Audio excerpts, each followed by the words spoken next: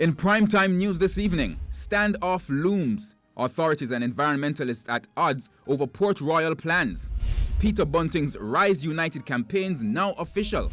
And no corruption court. Justice Minister not in support of Integrity Commission's proposal.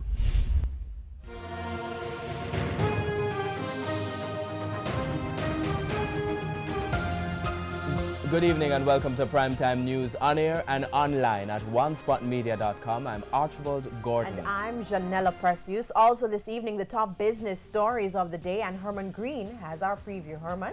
Thanks, Janella. Well, inflation figures for last month, they are down, but they're still pretty much exactly where the BOJ wants it to be. I'll have the figures and the reasons for the reduction later in the business day. And I think Jordan Fort is talking about what, netball? Yes, well, Archie, the Sunshine Girls, their fate at the Netball World Cup. I love that sound of disappointment in your voice. Go on. It's actually now out of their hands in terms of their semi-final qualification after they lost their second match in a row today. I'll tell you more in Primetime Sports Monday.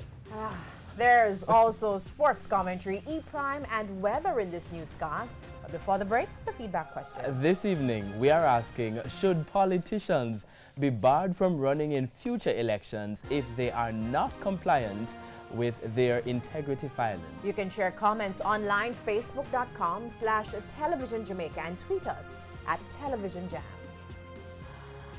Stay with us. Primetime News returns right after this break.